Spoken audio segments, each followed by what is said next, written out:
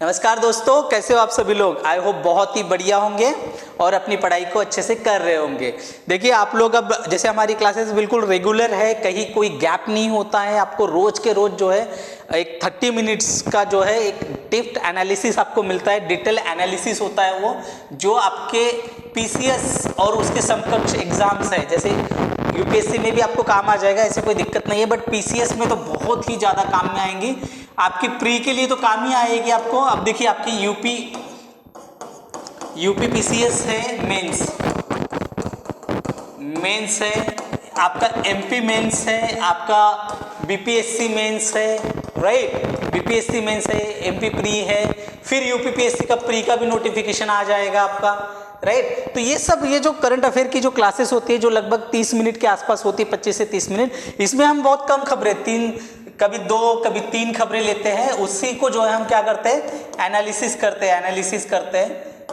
करते हैं। उसमें आपको फैक्ट्स मिल जाते हैं, सारा का सारा मेंस के लिए लिखने के लिए मटेरियल मिल जाता है, ऐसे के लिए मिल जाता है, राइट। ये सारी चीजें जो आपको वहां पे एक उन खबरों से मिल जाती है। और जब डेली हो रही है, और देखिए डेली आप जान रहे हो कि कितना सब कुछ होता रहता है भारत में, दुनिया भर में, बट हम वही खबरों को लेके आते हैं जो खबरें आपके बहुत ही काम की हो, और उन खबरों के अलावा हम बाकी किसी चीजों को हाथ नहीं लगाते, जो एग्जाम ओरिएंटेड खबरें ही आपके लिए देते हैं। तो चलिए शुरू करते हैं। आज की पहले खबर बहुत ही इंपॉर्टेंट, आज की जो जितनी भी खबरें हैं वो रिपोर्ट से रिलेटेड है। रिपोर्ट्स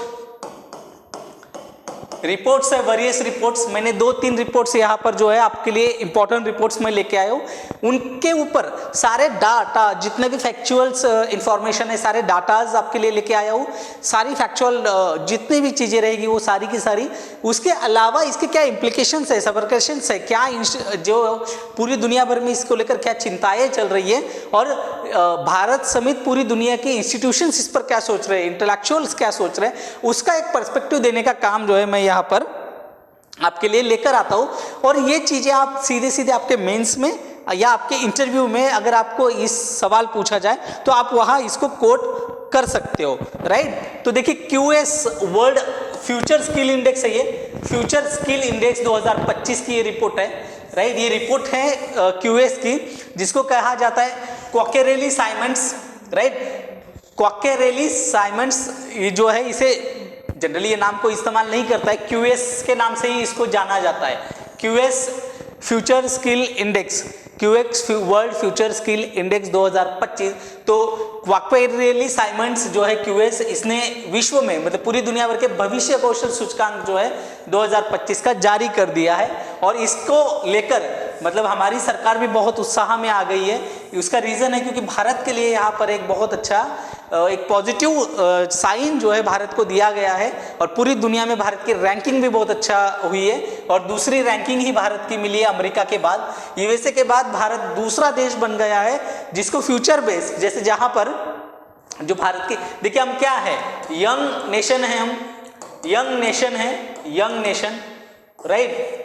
यहाँ जो वर्क फोर्स होता है, यंग नेशन का मतलब होता है काम करने वाले लोग, ऐसे यंग लोग जिनका एज ग्रुप जो है 18 से लेके 40 ग्रुप तक, 35 से 40 तक, ये जो है यंग लोग गिने जाते हैं, जो वर्क फोर्स के हिसाब से जो काम मतलब अपना काम करने, जैसे कहा जाता है ना, जहाँ लात मारेंगे वहाँ पानी, पत्थर को भी तोड़ देंगे, पानी निकाल देंगे, खून, मतलब एक यंग जो होता है, यंग ब्लड। तो वो जो यंग ब्लड है, आज के डेट में हम जितना मर्जी काम कर सकते हैं, 16 घंटे 17 घंटे, जरूरी नहीं है करना, बट वो ठीक है। हम अपने मन मस्तिष्क हर चीज को जो है एकदम पढ़ाई लेकर आ चुके हैं, और अब वर्क फोर्स के लेकर तैयार है पूरी दुनिया में जाने के लिए। तो वहां जो है ये युवाओं का देश है, और ये अमेरिका के बाद भारत कहां पर आया है, आर्टिफिशियल इंटेलिजेंस, एआई, डिजिटल तकनीक, ग्रीन एनर्जी, ऐसे जो हाईली डिमांडेड सेक्टर्स है, यहाँ हाईली डिमांडेड सेक्टर्स में भारत के युवाओं की बहुत डिमांड है, और यहाँ जो है हम सेकंड रैंक पर है यूएसए के बाद, यूएसए फर्स्ट रैंक है, राइट। तो ये बहुत अच्छी बात है, नई तकनीक को भारत के युवाओं बहुत जल्दी एडॉप्ट कर रहे हैं, और ये एक बहुत अच्छी साइन है, क्योंकि आने वाला समय जो है वो एआई का रहने वाला है, और एआई बेस्ड नौकरियों का ही सृजन होगा। तौर पर इस सेक्टर के लिए जो है भारत के युवा आज तैयार है। भारत की जो वर्क फोर्स है, मैंने जो बात करी भविष्य की जरूरतों, मतलब वही ये सब चीजों को इसको पूरा करने में बेहद पेशेवर और सक्षम पाया गया है। मतलब ये it is really really exciting news and exciting news. Why I am call exciting news because इस इंडेक्स में, ये विदेश की इंडेक्स है और इसको बहुत ऑथेंटिक माना जाता है और इन्होंने ये पाया कि India is ready for the new technology to adapt and enact and convert into रोजगार, राइट, वर्क, वो उसको जो है उसको कन्वर्ट करने के लिए रेडी है भारत की आबादी। तो इसीलिए जो है यहाँ बहुत अच्छी ये पॉजिटिव न्यूज जो है हमारे लिए आई है। ओवरऑल इंडेक्स की अगर मैं बात करूं, ओवरऑल पूरे इंडेक्स की, तो भारत का 25वां स्थान है और जो कि बहुत बुरा नहीं है, it is very good, right. तो संयुक्त राज्य अमेरिका के बाद दूसरा स्थान हासिल करके कार्य का भविष्य जो फ्यूचर में रहेगा उसमें हमने दूसरा स्थान अर्जित किया है। और पूरे ओवरऑल जितने भी इसके पैरामीटर्स हैं मैं आपको बताऊंगा, उन पैरामीटर्स में हमारा जो है 25वां स्थान है।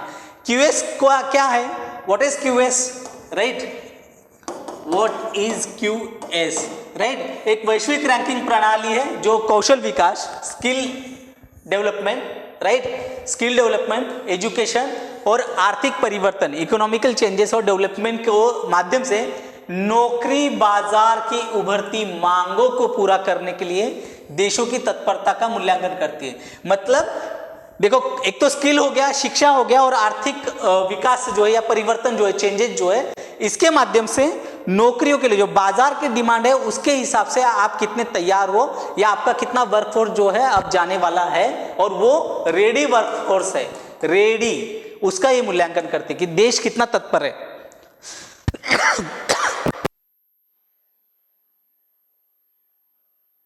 राइट, देखिए बाजार, ये देश, मैंने आपको बताया था अभी एआई मिशन जो है हमने लॉन्च किया है भारत ने, और ये इसीलिए क्योंकि बाजार जो है एआई बेस होने वाला है, इसलिए AI mission, India AI mission मैंने पढ़ाया भी था आपको, अगर याद होगा, इंडिया एआई मिशन मैंने आपको पढ़ाया था। आई होप आपको याद हो, राइट। ये मूल्यांकन करने का काम है, ये लंदन में है, क्वाकेरेली साइमंड्स यानी कि क्यूएस, और ये 1990 में जो है स्थापित किया गया था और शिक्षा और कौशल संबंधी रैंकिंग के लिए मोस्टली जाना जाता है।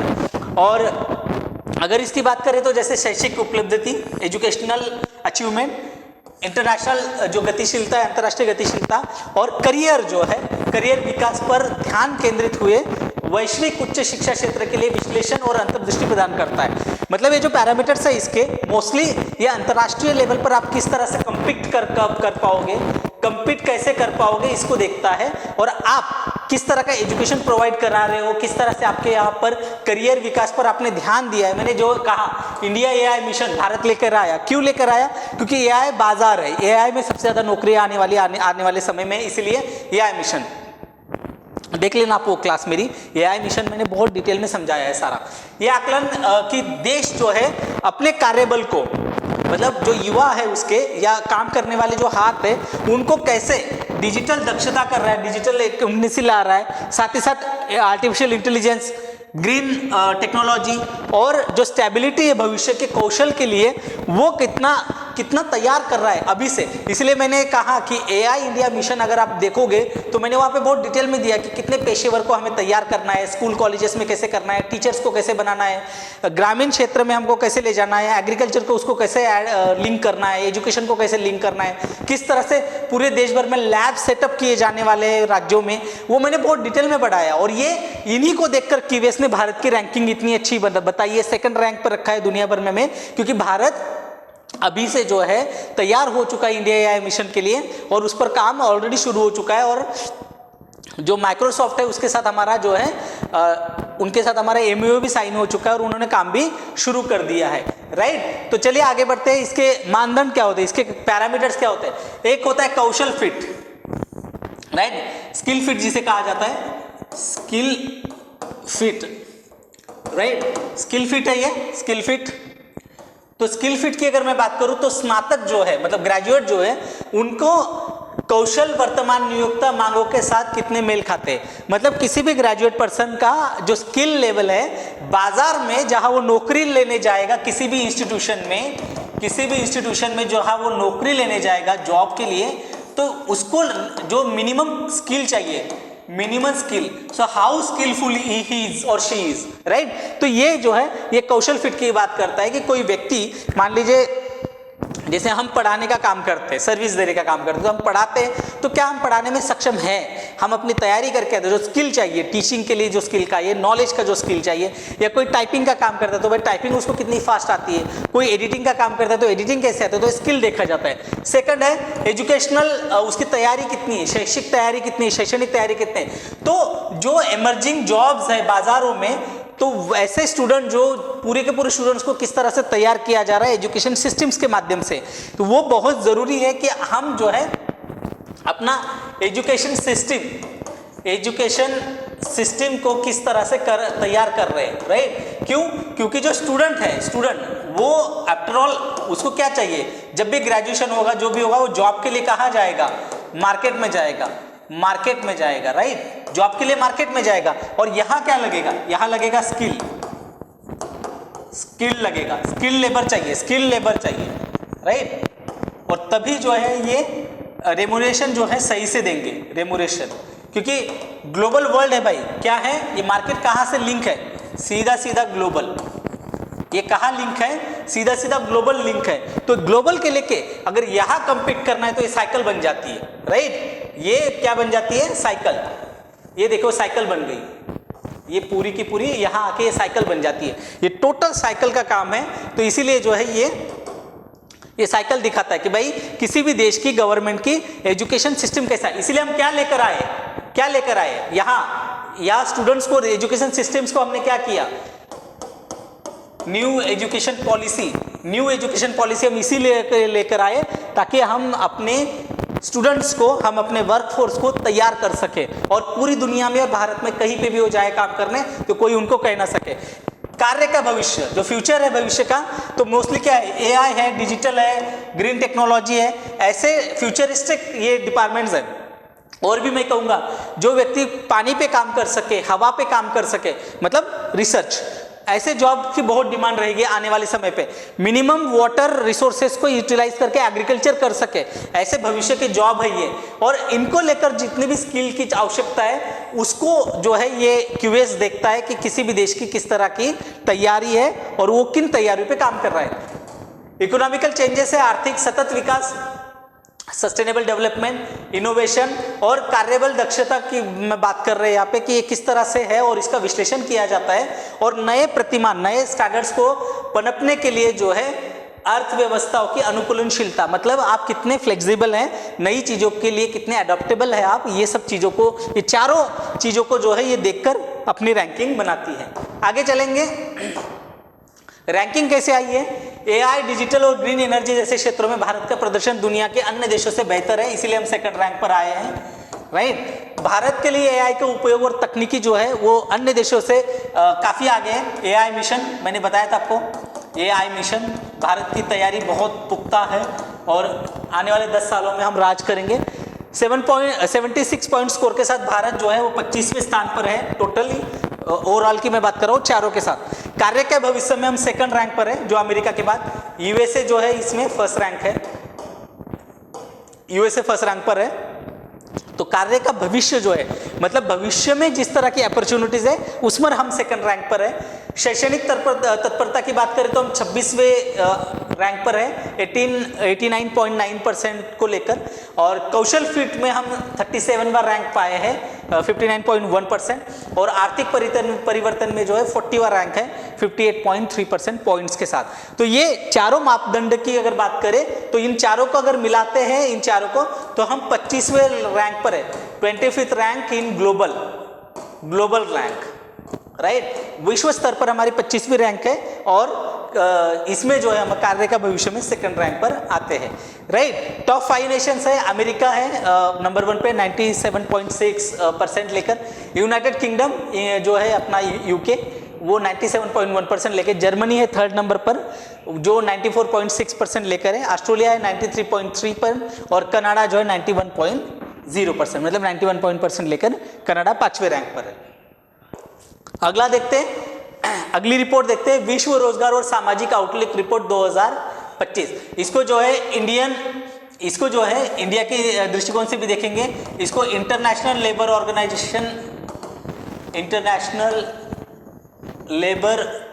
ऑर्गेनाइजेशन जो है प्रसारित करती है और इन्होंने 2025 साल के लिए जो है अपनी विश्व रोजगार और सामाजिक आउटलुक रिपोर्ट जो है जारी कर दी है। ये जो भी पूरी की पूरी रिपोर्टें वैश्विक श्रम बाजारों में जो संघर्ष चल रहा है उसको दर्शाती है और खास करके कोविड के बाद दुनिया जो है कोविड के बाद से अब संभलने की कोशिश कर रही है, संभल रही है धीरे धीरे जो है प्रीवियस कोविड ईरा पे हम जाने की कोशिश कर रही है।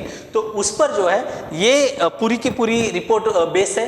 भू राजनीतिक तनाव है, ऑब्वियसली दुनिया भर में क्या चल रहा है, वॉर चल रही है, वॉर लाइक सिचुएशन चल रही है, war like situation, right, war like situation भी है। जैसे रशिया यूक्रेन वॉर है, इधर पैलेस्टाइन इजराइल वॉर है और कई जैसे श्रीलंका में जो है आंतरिक कलह चल रहा था, नेपाल में चल रहा, बांग्लादेश में चल रहा है, दुनिया भर में इस तरह से चीज़ें चल रही है। तो उनको लेकर जो है जलवायु परिवर्तन, ये तो हमारा नसीब बन गया है कि क्लाइमेट का जो जितना भी हमारा समस्या है वो हमारा नसीब का भाग रहेगी। तो जलवायु परिवर्तन जो है ये बहुत, और अनसुलझे ऋण मुद्दे जो डेब्ट है वो, और आर्थिक सुधार जो है, आर्थिक सुधार में ये सारी बाधा बने हुए हैं। वैश्विक नौकरियों की अगर बात करें तो इसमें अंतर में जो है मामूली कमी आई है, पर फिर भी जितनी भी चुनौतियां हैं वो बनी हुई है। ये सारी चुनौतियां, और जो कम आय वाले देश है और कमजोर आबादी के लिए ये काफ़ी संघर्षपूर्ण चीज़ है। जैसे भारत की बात है या अफ्रीकन कंट्रीज़ है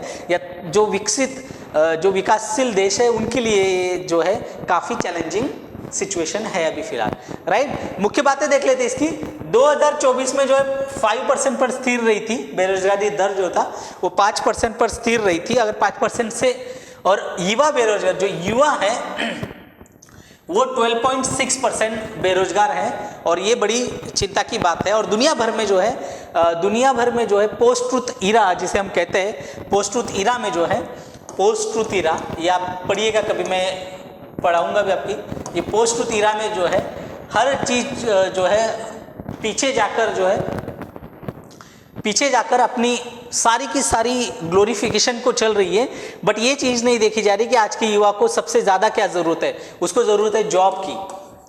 धर्म का जो नशा है पूरी दुनिया भर में अलग तरीके से छा रहा है और किसी एक पर्टिकुलर कौम को जो है, पर्टिकुलर कम्युनिटी को, लोगों को दोषी, जैसे अमेरिका में आप जाओगे तो वहाँ इंडियंस को हेट दृष्टि से देखने लग गए, क्योंकि अमेरिकन लोगों में ये भावना पनपती जा रही है कि जो भारतीय है वो हमारी नौकरियां खा रहे हैं, एशियाई लोग जो है हमारी नौकरियां खा रहे हैं, उसमें भारत पाकिस्तान। और अमेरिका में जाओगे तो कोई भारत पाकिस्तान नहीं है, सब उनके लिए इंडियन ही है, सब मतलब एशियाई लोग हैं उनके लिए, वो कोई ये भेदभाव नहीं करते वहाँ पर कि पाकिस्तानी है तो ये भारतीय, उनकी नौकरियां खाने वाले लोगों के तौर पर हमें ये लोग वहाँ देखते हैं। तो ये जो भावना है ये पनप रही है, राइट। अगर आप देखें तो कई कम आय वाले जो लोग हैं, आय वाले देश है, कम आय वाले जिनकी मिडिल इनकम है या लोअर इनकम है, अच्छी नौकरियां जो वहां पैदा करने के लिए वो देश संघर्ष कर रहे हैं।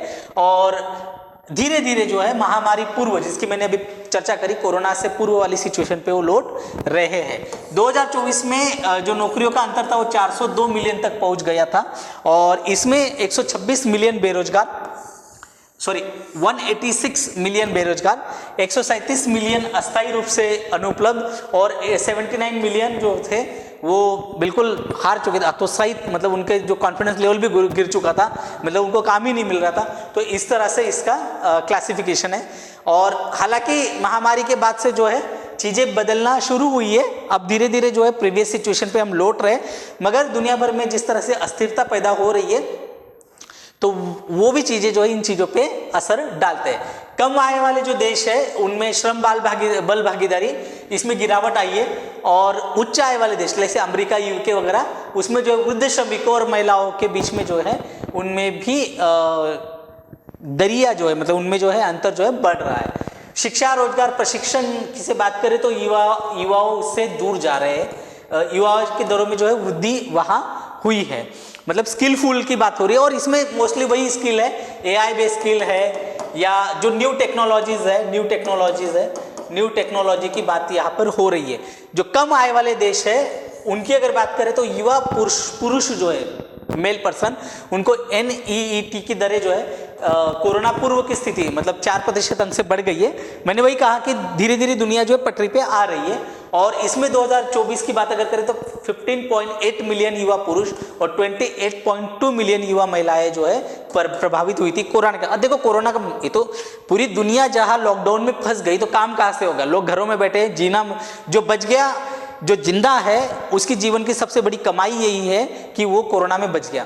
2024 की अगर बात करें तो वैश्विक आर्थिक वृद्धि धीमी होकर 3.2 रह गई और ये सब पिछले कई वर्षों में सबसे कम है।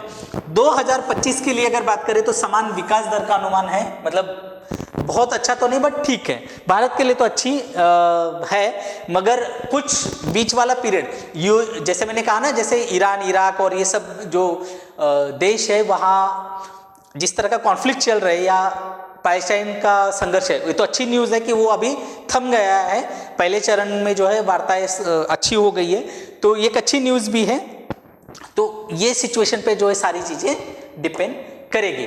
तीसरी रिपोर्ट देख लेते हैं, यूनिसेफ की बच्चों के लिए रिपोर्ट आई है 2025 को लेकर, और ये संयुक्त राष्ट्र के बाल कोष, मैंने कि यूनिसेफ जो है संयुक्त राष्ट्र बाल कोष, उन्होंने 2025 के बच्चों के लिए जो है, बच्चों के लिए संभावनाएं, बच्चों के भविष्य के लिए लचीली प्रणाली है, ये रिपोर्ट का नाम है। इन्वर्टेड कॉमा से आप देखोगे 2025 में बच्चों के लिए संभावनाएं और बच्चों के भविष्य के लिए लचीली प्रणालियों का निर्माण, ये रिपोर्ट जारी की है। वैश्विक स्तर की अगर बात करें तो ये कई सारे संकट हैं, ग्लोबल वार्मिंग है, युद्ध स्तर जैसी सिचुएशन है, उन सभी का आकलन यहाँ हुआ है। और समस्या को देखकर जो है, सारी समस्याओं को ध्यान में रखकर एक ग्लोबल लेवल पर सिर्फ बच्चों के लिए रिपोर्ट है ये। बच्चों की सुरक्षा की बात है, उनके लिए जरूरी सहायता प्रदान करना है, और साथ ही जो राष्ट्रीय प्रणालियों को मजबूत करने की तत्काल आवश्यकता पर जो है इस रिपोर्ट में प्रभाव या प्रकाश डाला गया है। ये सारी चीजें जो है इस रिपोर्ट में बहुत विस्तार से इन चीजों को बताया गया है। तो 2-3 चीजें हैं बहुत इंपॉर्टेंट, इसमें बहुत देख लेते हैं, बहुत इंपॉर्टेंट चीजें हैं। बच्चों का कल्याण और उनका जो भविष्य को सुरक्षित करने के लिए जो आवश्यक चीजें होती है उनको, मतलब वो उन उपायों को जो है ये रिपोर्ट रेखांकित करती है, हाईलाइट करती है और दिखाती है कि हमें, अगर देखिए आज के बच्चे ही तो कल के युवा होंगे और वही युवा जो है इस देश को आगे लेकर जाएंगे, तो उन बच्चों के लिए बहुत जरूरी है कि ये रिपोर्ट तो बहुत मोस्टली किस पर बात कर रही है, जलवायु परिवर्तन, क्लाइमेट चेंज, आर्थिक अस्थिरता, इकोनॉमिक इंस्टेबिलिटी और संघर्ष जो है इनके बच्चों के जीवन पे भी प्रभाव पड़ रहा है और उनके भविष्य को जो है अंधकार में डुबो रहा है। अब देखिए गाजा में या इजराइल पैलेस्टाइन के जो संघर्ष चला उसमें कितने बच्चे मारे गए, जो बच्चे जीवन में आगे बढ़कर हो सकता है साइंटिस्ट बने, डॉक्टर बने, लेखक बने, कवि बने, स्पोर्ट्स पर्सन बने, ऐसे बच्चे दोनों तरफ के, मैं किसी की साइड नहीं ले रहा हूँ यहाँ पे। युद्ध बहुत ही गंदी चीज़ है और वो ऐसी चीज़ है कि वो जब वो बॉम्ब फटता है ना, वो ये नहीं देखता कि आदमी कितना अच्छा है, उसने जीवन भर कितने अच्छे कर्म किए, भगवान को माना है, नास्तिक है, हिंदू है, मुस्लिम है, वो कुछ नहीं देखती, गोली बस छलनी करके निकल जाती है। तो वो वाली चीज़ है, राइट। उसे कोई फर्क नहीं पड़ता कौन यहूदी, कौन क्रिश्चियन, कौन मुस्लिम, कौन बुद्धिस्ट, कोई फर्क नहीं पड़ता, राइट। अब अगर बात करें कि बच्चों की जो सुरक्षा है उसके लिए एक प्रणाली, फ्लेक्सिबल प्रणाली की तात्काल आवश्यकता पर ये बल देता है और उनको जो है रियल टाइम में, मतलब उनको सहायता प्रदान करने के लिए महत्वपूर्ण बातों पर जोर देता है। 2023 की अगर बात करें तो 473 मिलियन से अधिक बच्चे वैश्विक स्तर पर, पूरे ग्लोबल लेवल पर, इंडिया से लेकर 6 में से 1 से अधिक संघर्ष क्षेत्र में रहते हैं। बताइए, मतलब ऐसे बच्चे संघर्ष वाले, युद्ध वाले या युद्धजन्य परिस्थितियों में रह रहे, तो बताइए उनको कहां से शिक्षा, पानी, फूड कहां से मिलेगा, खेलने के लिए मैदान। अब अगर 1990 की बात करें, 1990 में तो 10% बच्चे जो थे लगभग उस टाइम जो थे इसमें काम कर रहे थे, मतलब युद्धजन्य परिस्थिति में रह रहे थे। अब आप देखिए अगर 2024 की, मतलब 25 की बात करें तो ये 19% हो गया है, 19%, लगभग दोगुना 1990 से लेके अब तक। तब अगर 100 बच्चे थे तो अब 200 बच्चे प्रभावित हो रहे हैं। इस तरह से इसको आंकड़ा करिए तो आंकड़ा डबल हो जाएगा, राइट। जहां जहां ये वॉर लाइक सिचुएशन है, बच्चों का जीवन बड़ा जोखिम में होता है और इससे जो है विस्थापन, भुखमरी और मनोवैज्ञानिक प्रभाव पड़ता है। आइलैंड की तस्वीर शायद आपने देखी होगी। एक आइलैंड करके एक बच्चा था जो समंदर सीरिया से भागकर जो है वो अमेरिका जा रहे थे, तो उसकी एक तस्वीर बड़ी फेमस हुई थी और पूरे दुनिया भर में बहुत गई थी। एक आइलैंड नाम का बच्चा समंदर पे जिसकी लाश बहकर आई थी, रेड कलर का उसने वो पहना हुआ था कपड़ा और जी ब्लू कलर का, मतलब बुशर्ट जिससे कहते हैं, जो बच्चे बाबा ड्रेस जिसको कहते हैं। मेरे जहन से वो तस्वीर कभी नहीं जाती है। मैंने जो तस्वीर देखी थी और दुनिया भर के लोगों से कभी वो जहन से तस्वीर नहीं जाएगी कि बच्चों पे इतना बुरा असर इसका होता है। 1.3 अरब, उससे अधिक बच्चे, 1.3 अरब से अधिक बच्चे भूख, गरीबी, स्वास्थ्य सेवाओं की कमी से जूझ रहे, शिक्षा की कमी से जूझ रहे। शिक्षा में बाधा, कोविड-19 के बाद जो है 40% से अधिक बच्चों की शिक्षा में जो है अस्थिर हुई है कई बच्चों ने। और आप देखोगे लड़कियों पे बहुत उसका असर हुआ है, गर्ल चाइल्ड, उसमें भी गर्ल्स चाइल्ड्स पे जो है इसका काफ़ी असर हुआ है, राइट। और दुनिया भर में 45 मिलियन बच्चे ऐसे जो कुपोषण से ग्रस्त है। लगभग 1 अरब बच्चे उन क्षेत्रों में रह रहे हैं जहाँ जलवायु संबंधी संकट है, पानी नहीं, बाढ़ आती है, सूखा पड़ता है, पीने के लिए पानी नहीं, इस तरह की समस्या, पानी की कमी है, तापमान बढ़ रहा है। अब देखो दुनिया का अब तक का इतिहास का सबसे गर्म वर्ष हुआ है और आने वाले समय में भी और बढ़ने वाला है। स्वास्थ्य, शिक्षा, सामाजिक सुरक्षा को मजबूत करने पर इसने जोर दिया है और इसी को लेकर जो वैश्विक सहयोग के माध्यम से ही बच्चों के अधिकारों को हम सुरक्षित कर सकते हैं। ऋण संकट पर बच्चों का प्रभाव पड़ रहा है, मतलब जहां डेप्ट है, 400 मिलियन बच्चे भारी कर्ज वाले जो देश है जैसे श्रीलंका, बांग्लादेश, इस तरह के जिन पे बहुत कर्जा है, ऐसे देशों में वो 400 मिलियन बच्चे रह रहे हैं और वहाँ शिक्षा, स्वास्थ्य, देखभाल, सामाजिक सेवाओं, इन क्षेत्रों में निवेश भी बाधित हो रखा है। तो बच्चों के तक कैसे अच्छी चीजें जाएंगी। निम्न और मध्यम आय वाले देश लाइक इंडिया जो है, इनको 5% की इनके जो है वृद्धि में भी बजट, विदेशी ऋण में वृद्धि हुई है और शिक्षा बजट में जो है $12.8 बिलियन की कमी हो सकती है, ऐसा अनुमान है। कई कम आय वाले देश, मतलब भारत से भी, उनको ऋण चुकाना स्वास्थ्य और शिक्षा पर खर्च से कई अधिक है और 1.8 बिलियन बच्चे जो है गरीबी और आर्थिक झटके के चपेट में आ चुके हैं। जैसे लाइक श्रीलंकन कंट्री हो गई या साउथ अफ्रीकन कंट्रीज हो गई, सोमालिया, ऐसे देशों की बात है ये। 15 अफ्रीकन देश ऐसे जो ऋण भुगतान जो है शिक्षा व्यय से अधिक है और 40 से अधिक कम वाले देश ऐसे हैं जिनकी स्वास्थ्य तुलना में उनके ऊपर कर्ज बहुत है। डिजिटल असमानता भी है, डिजिटल इनइक्वालिटी, जैसे डिजिटल पब्लिक इंफ्रास्ट्रक्चर की अगर बात करें जाए तो यहाँ पर भी बहुत प्रॉब्लमेटिक है और जो बच्चे हैं इनको लेकर इंटरनेट जो जिसे हम कहते हैं, इंटरनेट की पहुंच भी बहुत बच्चों तक नहीं है और रिपोर्ट के अनुसार अगर बात करें तो डिजिटल पहुंच में बहुत असमानताएं हैं। खास करके जो कम विकसित देश है वहाँ जो है हर बच्चे के पास इंटरनेट की भी पहुंच नहीं है, राइट। तो देखिए इंटरनेट की असमानता है पूरी दुनिया भर में बच्चों के लिए, खास करके क्योंकि इंटरनेट की पहुंच, अब विकसित देश जो है वो माँ बाप तो अपने बच्चों के लिए पूरा वहाँ पे, देखिए ये बात सिर्फ माँ बाप की नहीं है, मतलब मोबाइल वगैरह की बात नहीं है, ये गवर्नमेंट इंफ्रास्ट्रक्चर की भी बात है। Infrastructure, right, this is the infrastructure मैं इसलिए कह रहा हूँ क्योंकि अगर इंटरनेट का इंफ्रास्ट्रक्चर ही नहीं रहेगा तो पहुंच कैसे होगी, तो ये वहाँ की भी बात है। और इसके साथ और एक दूसरी चीज होती है कि अगर यहाँ आप देखें जो उच्च आय वाले देश है like USA, UK, Canada, right, Canada या जो भी जापान, फ्रांस, जर्मनी, इस तरह के जो देश है वहाँ के युवाओं, मतलब 15 से 24 वर्ष के जो युवा है, जो यंग पीपल्स है, जो स्कूल कॉलेज और जा रहे हैं, उनके पास जो है इंटरनेट की पहुंच है और वो भी कितनी, 90% के ऊपर, मतलब 95 भी बोल लोगे तो भी चलेगा। बट अफ्रीकन कंट्रीज की अगर मैं बात करूं तो वहाँ पे सिर्फ 53% युवा जो है इंटरनेट से जुड़े हुए हैं और आज के समय पे जो व्यक्ति, जैसे कहा जाता है ना डिजिटल, जैसे एजुकेटेड पर्सन स्कूल में जो जाता है वो शिक्षित, राइट, स्कूल में जाने वाला बंदा जो पढ़ा लिखा वो शिक्षित। आज की डेट में अनपढ़ व्यक्ति वो भी है जिसको डिजिटल एजुकेटेड जो व्यक्ति नहीं है वो भी अनपढ़ गिना जाता है, भले वो पढ़ा लिखा हो, राइट, वैसे ही ये बात है। तो यहाँ अगर देखें तो खास करके अफ्रीका की अगर मैं बात करूं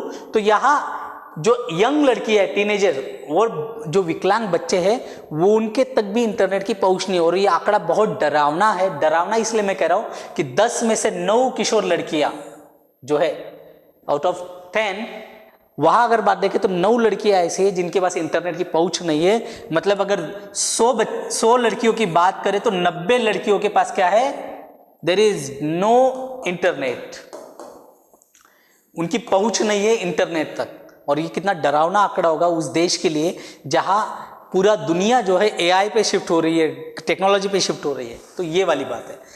चलिए अगला देख लेते हैं, यूनिसेफ। यूनिसेफ की ये बात है कि यूनिसेफ है क्या एक्चुअली।